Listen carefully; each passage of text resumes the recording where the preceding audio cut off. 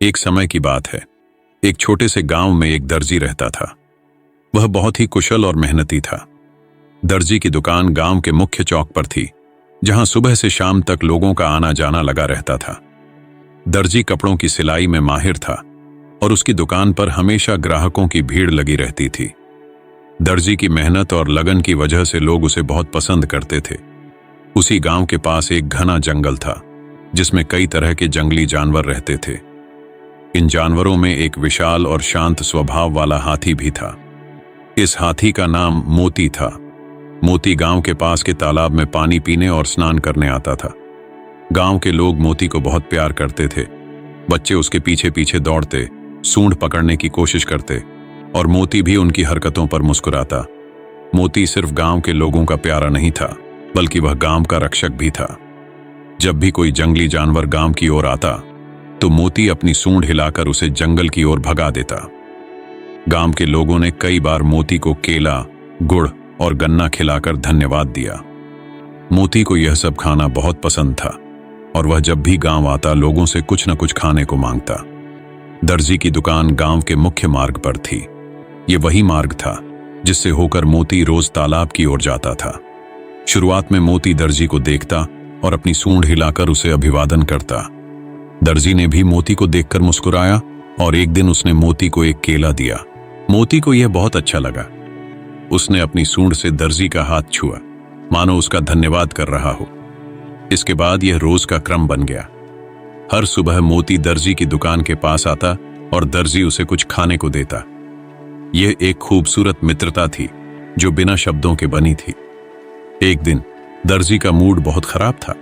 सुबह सुबह एक ग्राहक ने उसे डांटा था क्योंकि उसका कपड़ा समय पर तैयार नहीं हुआ था। दर्जी को पहले से ही कई समस्याएं थीं।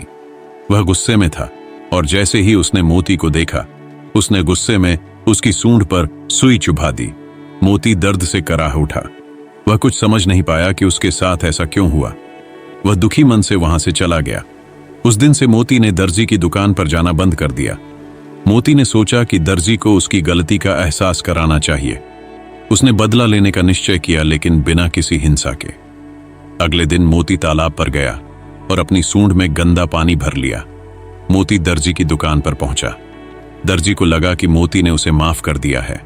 वह मुस्कुराने लगा और उसे खाने को देने के लिए हाथ बढ़ाया, लेकिन मोती ने अपनी सूंड में भरा हुआ सारा गंदा पानी दर्जी के ऊपर और उसकी दुकान पर उड़ेल दिया। दर्जी हक्का बक्का रह गया। उसकी दुकान गंदे पानी से भर गई और कपड़े खराब हो गए। ग्राहकों ने यह सब देखा और दर्जी को डांटना शुरू कर दिया। दर्जी को अपनी गलती का एहसास हुआ। उसने सोचा कि गुस्से में किसी निर्दोष के साथ बुरा व्यवहार करना गलत है। उसने मोती से माफी मांगने का निश्चय किया। अगले दिन जब मोती गांव में आया, तो दर्जी ने उसके लिए बहुत सारे केले और गुड़ तैयार रखे थे।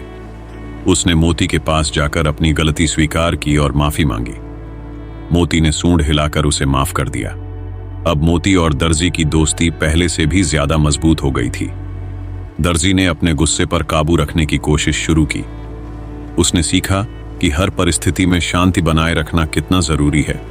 मोती भी अब हर दिन दुकान पर आता और दर्जी से मिलने के बाद ही तालाब की ओर जाता। गांव के लोग भी मोती और दर्जी की इस नई दोस्ती को देखकर खुश थे। बच्चे अब मोती के साथ और ज्यादा खेलते थे। मोती भी उन्हें प्यार से सूंड से सहलाता और उनके साथ खेलता।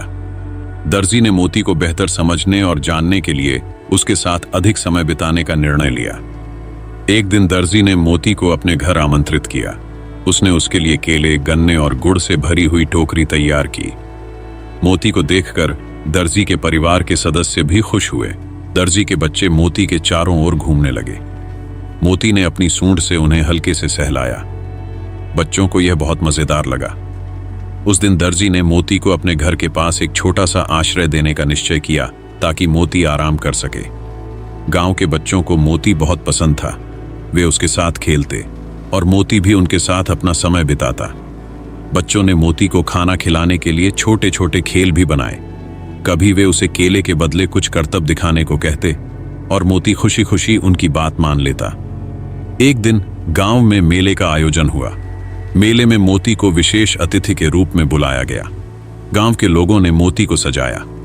उसकी सूंड पर रंग बिरंगे कपड़े बांधे गए और उसकी पीठ पर फूलों की माला सजाई गई। मेले में मोती ने बच्चों के साथ नाचकर सभी का दिल जीत लिया। मोती केवल एक दोस्त ही नहीं बल्कि गांव का मददगार भी बन गया। एक बार गांव में भारी बारिश हुई और तालाब का पानी गांव की ओर बहने लगा। मोती ने तुरंत अपनी सूंड से मिट्टी और पत्थर उठाकर बांध बनाने में मदद की। उसकी सूझबूझ और मेहनत से गांव बाढ़ से बच गया। गांव वालों ने मोती को धन्यवाद देने के लिए उसके लिए एक बड़ा भोज आयोजित किया। मोती को केले, नारियल और गन्ने से भरा हुआ प्लेट दिया गया। मोती ने इसे बहुत आनंद से खाया। दर्जी और मोती की दोस्ती अब गांव में मिसाल बन गई थी। गांव के बुजुर्ग बच्चों को उनकी कहानी सुनाते और कहते कि इस दोस्ती से हमें सच्चाई, प्यार और सहनशीलता का महत्व समझ में आता है। दर्जी ने अपनी दुकान पर मोती की एक सुंदर तस्वीर लगाई, जिसे देखकर वह हमेशा अपने दोस्त के प्रति आभार महसूस करता था। इस कहानी से हमें यह सीख मिलती है कि 1. गुस्से में लिए गए फैसले अक्सर गलत होते हैं। 2. पशु पक्षी भी हमारी भावनाओं को समझते हैं और हमें उनकी भावनाओं का भी सम्मान करना चाहिए। 3. माफी मांगने और अपनी गलती स्वीकार करने से रिश्ते मजबूत होते हैं। 4. कठिन समय में एक दूसरे की मदद करना सच्ची दोस्ती का प्रमाण है।